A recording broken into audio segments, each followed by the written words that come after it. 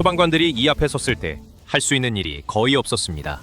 밸브는 불길 한가운데 있었고 기름은 그 안에서 계속 흘러나오고 있었습니다. 2019년 3월 미국 텍사스 디어파크.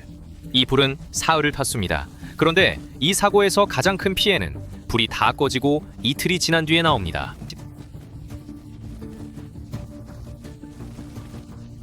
휴스턴 선박운하를 낀 이 시설은 ITC 디어파크 터미널입니다. 정유 공장이 아니라 다른 회사의 기름과 화학물질을 대신 보관해주는 창고에 가깝습니다. 이곳에는 저장 탱크가 242기 있었고 사고는 그중 딱 한 기에서 시작됩니다.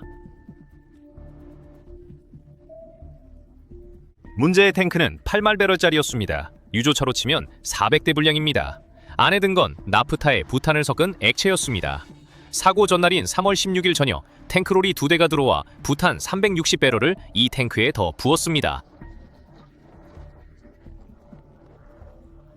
부탄을 넣었으면 섞어야 합니다. 그래서 탱크에 붙은 순환 펌프를 돌렸고 그 펌프는 밤새 꺼지지 않았습니다. 다음날 정오에는 이 기름을 화학 운반선에 실을 예정이었습니다. 거기까지는 평범한 일요일이었습니다. 3월 17일 오전 7시 25분 탱크 데이터에 이상한 변화가 잡히기 시작합니다. 펌프의 운전 압력이 흔들렸고 평균 유량과 탱크 안의 총량이 함께 움직였습니다. 기록은 남았습니다. 남기만 했습니다. 변화의 폭이 경보 기준에 못 미쳤기 때문입니다. 중앙통제실에서는 아무 소리도 나지 않았고 운전원은 밖에서 무슨 일이 시작됐는지 알 방법이 없었습니다. 조사관들이 찾아낸 출발점은 펌프 축의 베어링이었습니다.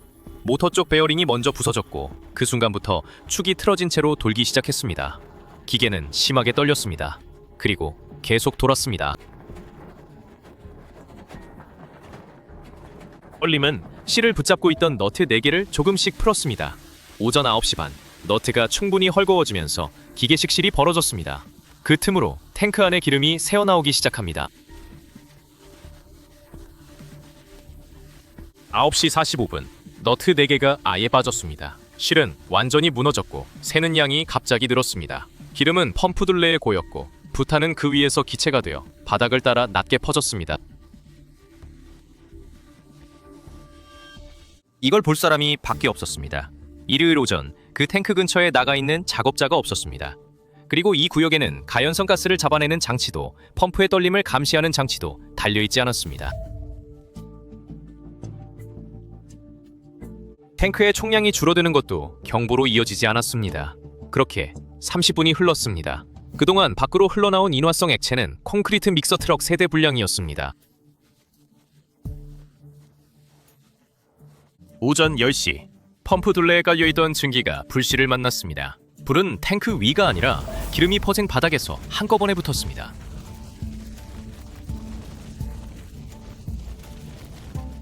이 탱크는 14기의 다른 탱크와 같은 방유제 안에 들어있었습니다.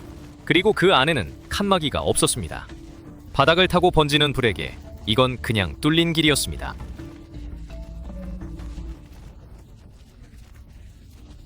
현장 대응팀은 몇 분 만에 도착했습니다. 하지만 원격으로 끊을 수 있는 차단 밸브가 없었고 손으로 잠글 밸브는 이니 불 속이었습니다. 기름은 계속 불에 연료를 대주고 있었습니다.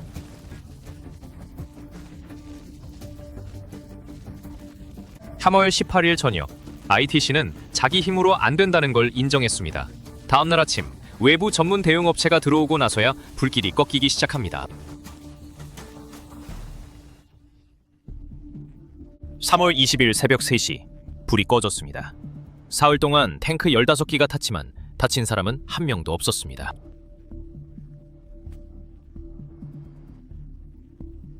대신 마을이 대가를 치렀습니다. 벤젠 때문에 외출 금지령이 여러 차례 내려졌습니다. 그리고 3월 22일 낮 12시 15분 불이 꺼진 지 이틀 뒤에 탱크 구역을 둘러싼 방유제 벽이 무너졌습니다. 안에 고여있던 것이 한꺼번에 빠져나갔습니다. 타다, 남은 기름, 소방폼, 그리고 사흘 동안 부은 물, 이 혼합물이 휴스턴 선박 운하까지 흘러갔습니다. 운하 11km 구간과 주변 수변 공원이 닫혔고 정화 작업은 몇 주 동안 이어졌습니다. 이제 처음으로 돌아가 봅니다. 조사관들이 다시 뜯어본 건 그 순환 펌프였습니다. ITC에도 정비 절차서는 있었고 펌프도 그 목록에 들어있었습니다. 그런데 절차서에는 이 펌프를 어떻게 정비하고 누가 교체하고 얼마나 자주 예방 정비를 하는지가 한 줄도 없었습니다. 게다가 그 절차서는 회사가 주재 물질로 지정한 것을 다루는 설비에만 적용됐습니다.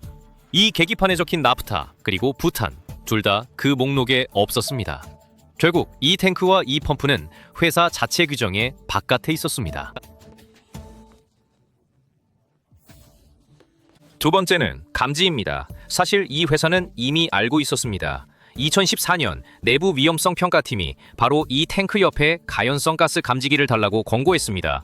그 권고는 실행되지 않았고 왜 안 했는지에 대한 기록조차 남지 않았습니다. 그래서 2019년 그날 정보는 울릴 수가 없었습니다. 30분 동안 아무도 몰랐던 이유는 사람이 게을러서가 아니라 알려줄 물건이 애초에 없었기 때문입니다. 5해 전에 달자고 했던 그 물건입니다. 세 번째는 차단입니다.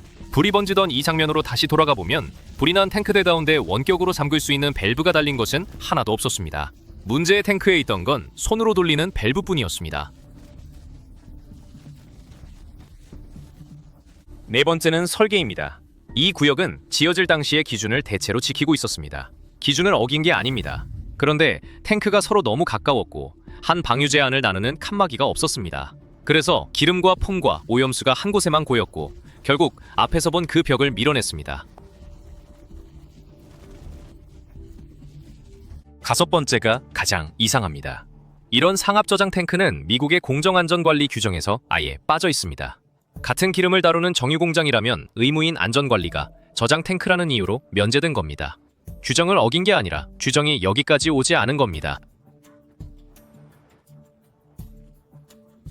화학안전위원회는 이 면제 조항을 없애라고 권고했습니다. 같은 이유로 사람이 죽은 사고가 이미 2건 더 있었기 때문입니다.